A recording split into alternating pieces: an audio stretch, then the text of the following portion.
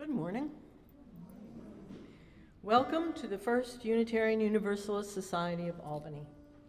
We especially welcome visitors to our service.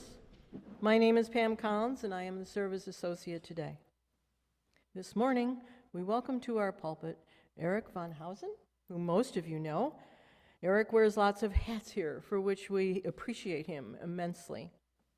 This will be his third sermon he has shared with us. As we enter into this sacred space, hear these words from writer Annie Dillard. We are here to abet creation and to witness it, to notice each other's beautiful face and complex nature, so the creation need not play to an empty house.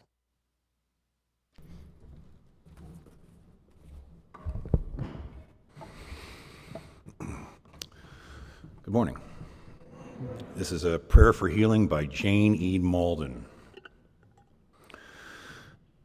Torn and confused, lonely and enraged, I greet the new day with suspicion.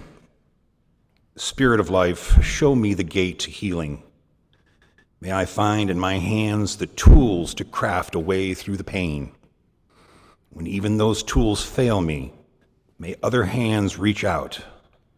Let me welcome them and know them as your hands. Gently holding me, keep me from collapse, shaping me and molding new strength until I am ready to try again.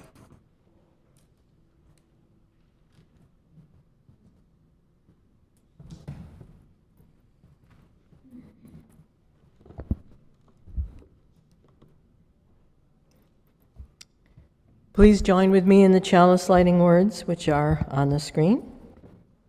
Welcoming all free seekers of truth and meaning, we gather to excite the human spirit, to inspire its growth and development, to respond morally and ethically to a troubled world, and to sustain a vital and nurturing religious community.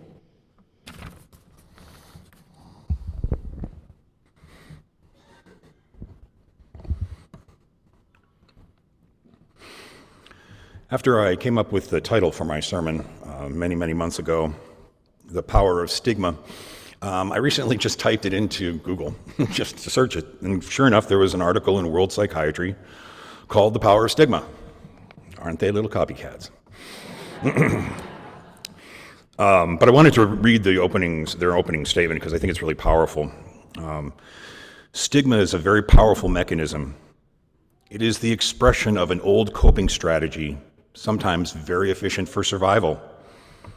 It serves to identify and to do it forever a danger.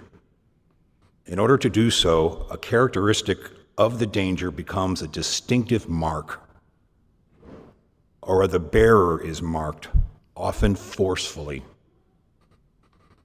Stigma is the consequence of prejudice, and prejudice is detriment or damage caused to a person by judgment or action in which his or her rights and dignity are disregarded. Prejudice leads to action, and this action is to stigmatize. Stigma is a brand. To brand is to mark indelibly as a sign of quality. To brand is also to impress indelibly on one's memory. Therefore, the stigma is both in the stigmatized person and in the stigmatizing one.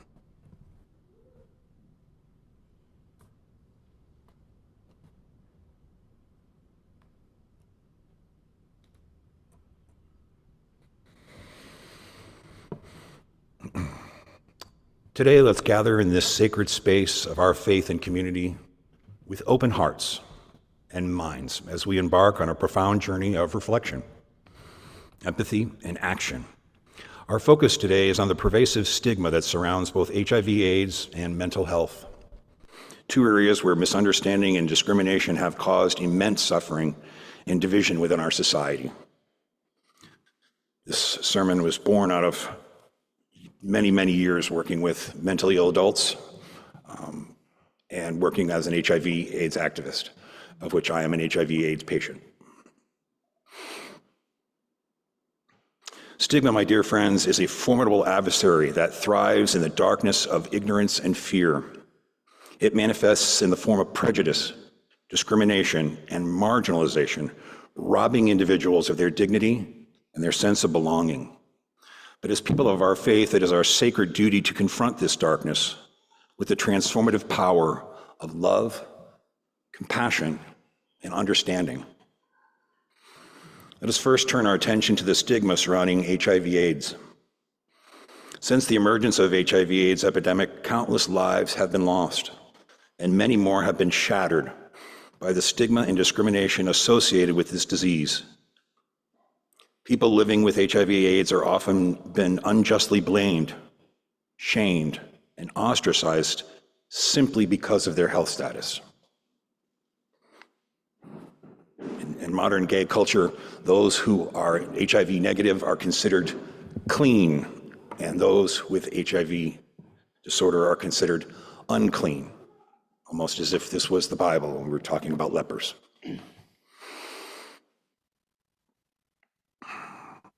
But my dear brothers and sisters, HIV/AIDS does not discriminate. It does not care about one's race, one's gender, sexual orientation, or socioeconomic status. It affects people from all walks of life. We must respond with empathy and compassion rather than condemnation.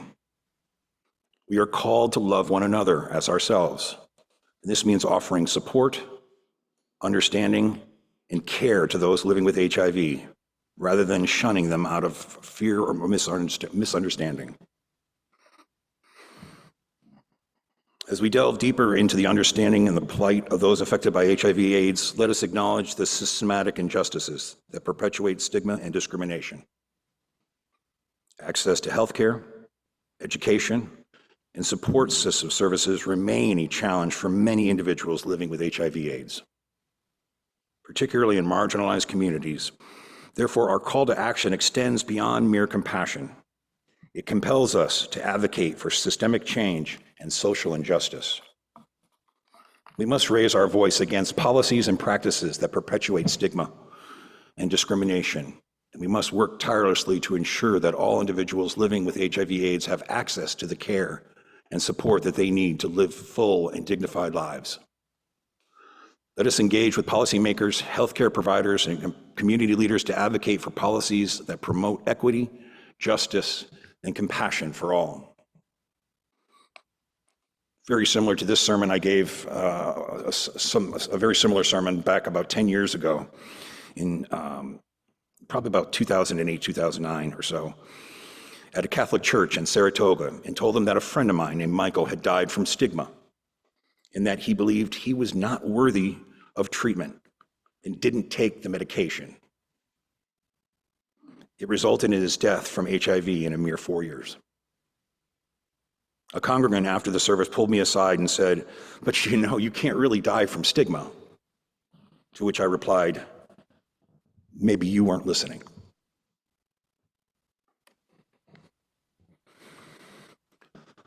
Under President Barack Obama's leadership, the United States witnessed a significant change in its approach to addressing HIV and AIDS.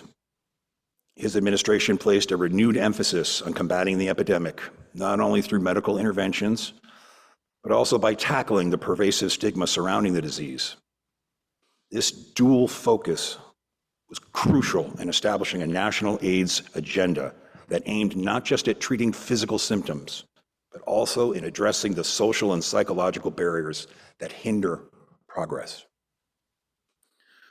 Upon taking office in 2009, President Obama inherited an HIV/AIDS epidemic that continued to disproportionately affect marginalized communities, including people of color, LGBTQ individuals, and low-income populations. Despite advancements in medical treatment, stigma remained one of the most formidable barriers to effective prevention, testing, and treatment efforts. Discrimination and fear of judgment prevented people and many individuals from seeking testing or treatment, perpetuating the spread of the virus and hindering efforts to control the epidemic. President Obama recognized that combating HIV/AIDS required a multifaceted approach that went way beyond medical interventions. He understood that eradicating stigma was paramount to achieving meaningful progress. Under his administration, initiatives were launched to challenge misconceptions, educate the public, and promote acceptance and understanding of individuals living with HIV/AIDS. If you go into any one of the clinics in this area, you'll see the results of that. You'll see posters and materials and flyers that all promote social acceptance of HIV/AIDS. One of the pivotal moments on Obama's presidency was the signing of the Ryan White HIV/AIDS Treatment Extension Act of 2009. This legislation provided critical funding for HIV/AIDS treatment and care, particularly for underserved populations. By expanding access to healthcare services and medication, it not only improved the quality of life for those of HIV/AIDS, but also helped to reduce transmission rates. In addition to these legislative efforts, the Obama administration prioritized public awareness campaigns aimed at destigmatizing HIV/AIDS.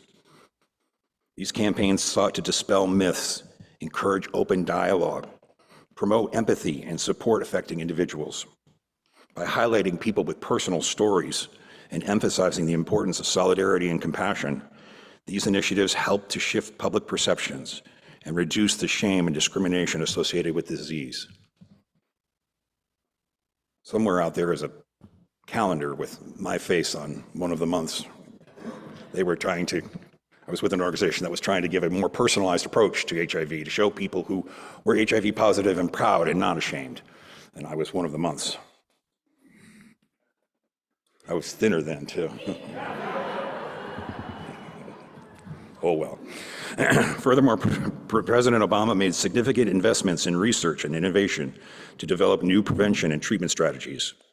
From promoting pre-exposure prophylaxis, PrEP, as a preventative measure to support research for HIV vaccines, his administration demonstrated a commitment to advancing scientific understanding and finding sustainable solutions. Despite all these efforts, challenges remain. Stigmas persisted, manifesting in various forms, including discrimination in healthcare settings, employment, social interactions. Addressing stigma required not only policy interventions, but also a broader cultural shift in attitude and beliefs. This broader cultural acceptance is what I talk about today. President Obama's leadership in the fight against HIV/AIDS laid the foundation for progress, but the journey toward ending the epidemic is ongoing. By elevating the importance of combating stigma and advocating for comprehensive evidence-based approaches, his administration paved the way for continued advancements. As we reflect on his legacy, we are reminded of the transformative power of leadership that prioritizes empathy, inclusivity, and scientific progress in addressing public health challenges. HIV is not the only medical condition, though, plagued by the effects of stigma. Mental illness is also under the pervasive hold of stigma. Again, World Psychiatry says many people with serious mental illnesses are challenged doubly. On one hand, they struggle with the symptoms and disabilities that result from their disease. On the other hand, they are challenged by the stereotypes and prejudice that result from misconceptions about mental illness. As a result of both, people with mental illness are robbed of the opportunities that define quality life, good jobs, safe housing, satisfactory health care, and affiliation with a diverse group of people.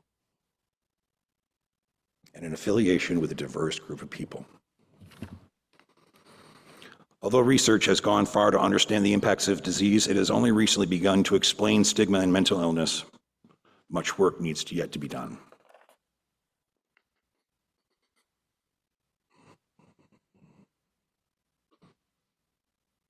Despite growing awareness and advocacy efforts, misconceptions and discrimination persist, creating significant challenges for both those living with mental illnesses and the practitioners tasked with providing care. In the absence of definitive biomarkers or genetic indicators, mental health practitioners often find themselves navigating a complex landscape with limited tools, relying on trial and error approach to diagnosis and treatment.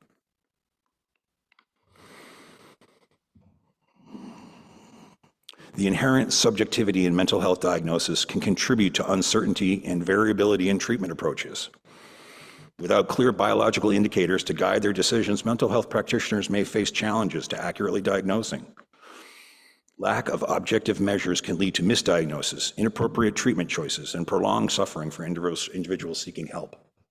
This is why stigma is so devastating in that community. People have to feel comfortable talking to their doctors and having an open dialogue, not feeling like there's something wrong with them for having symptoms that are not alleviated by this current medication. Trial and error.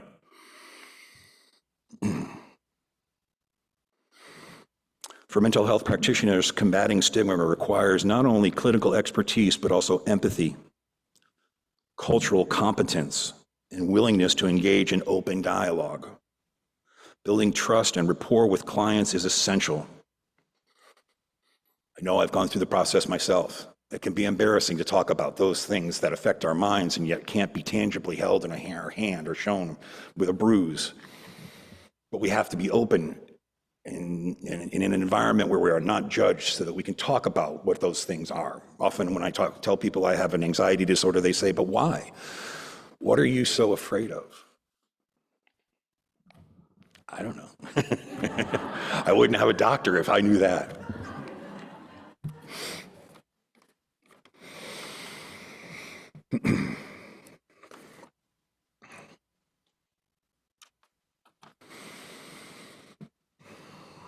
Stigma, with its insidious tendrils, weaves through the fabric of our society, affecting us all in ways seen and unseen. It lurks in the shadows of our communities, casting long shadows over lives of individuals and shaping our collective perceptions and behaviors. From mental health conditions to physical disabilities, from race and ethnicity to gender identity and sexual orientation, stigma manifests itself in a myriad forms, leaving a trail of harm in its wake. At its core, stigma is rooted in fear, ignorance, and prejudice. It lives on stereotypes and misinformation, perpetuating myths and misconceptions that marginalize and dehumanize entire groups. Whether it's the whispered gossip about a neighbor struggling with addiction, or the casual jokes made at the expense of someone's appearance or identity, stigma reinforces harmful norms and reinforces divisions within society. The impact of stigma reverberates far beyond its immediate targets, affecting individuals, families, and communities in profound ways. For those who are its direct victims, stigma can erode self-esteem, undermining confidence, and perpetuate feelings of shame and isolation. It can deter individuals from seeking help, whether it's for mental health concerns, substance abuse, or challenges leading to delayed intervention and worsened outcomes. But the ripple effects of stigma extend even further, shaping our collective attitudes and behavior in subtle yet pervasive ways. Stigmatizing beliefs and attitudes can influence how we interact with one another, shaping our friendships, our workplaces, and our communities. They can fuel discrimination and bias, contributing to disparities in education, employment, healthcare, and all areas of life. Ultimately, the consequences of stigma are felt by us all, undermining our well-being and cohesion of society as a whole. When individuals are judged and devalued based on characteristics beyond their control, we all suffer the loss of their potential contributions and richness of their diverse perspectives.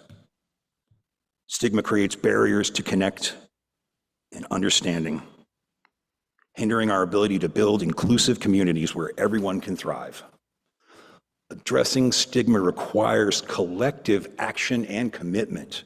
It demands that we confront our own biases and assumptions, challenge harmful stereotypes, and cultivate empathy and compassion for those who are marginalized or misunderstood. It requires us to amplify the voices of those who have been silenced and to advocate for policies and practices that promote equity, justice, and dignity for all. In the face of stigma, each of us has a role to play in creating a more compassionate and inclusive society by standing up against prejudice and discrimination, by fostering understanding and acceptance. We can work towards a world where stigma holds less power and where all individuals are valued, respected, and embraced for who they are. Look, the bottom line, we are the children of light, the seekers of truth. We are the pursuers of change. That's right. You, and you, and you, and you, and you, all of us. If we want to change, we have to be change. Black, white, brown, gay, straight, non-binary, trans, American, indigenous, immigrant, Democrat, or Republican. Yeah, I said it. We have to be the change we want to see. Thank you.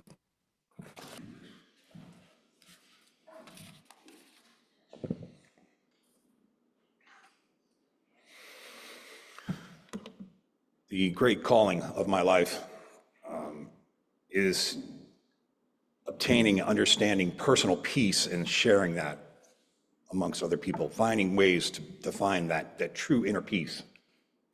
It's plagued me for 53 years. I'll get it right one of these days.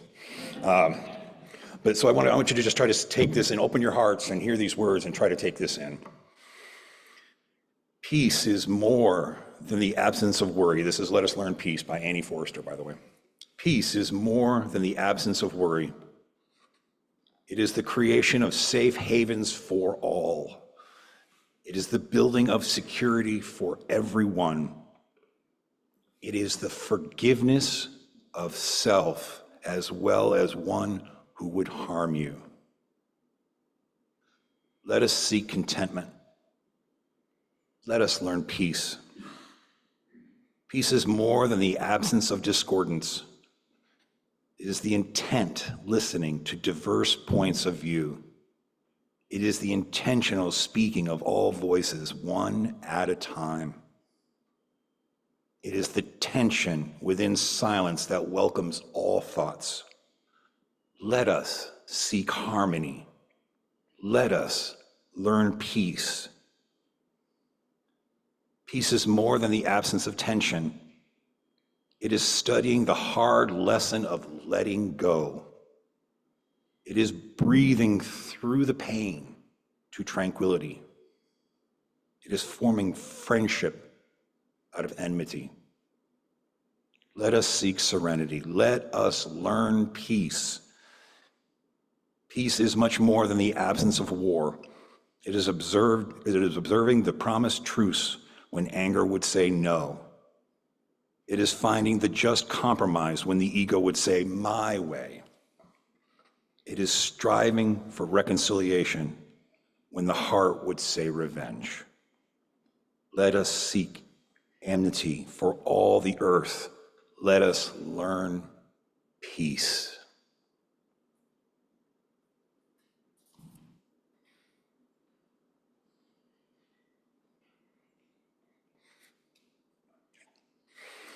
We extinguish this flame, but not the light of truth, the warmth of community, or the fire of commitment. These we carry in our hearts until we are together again.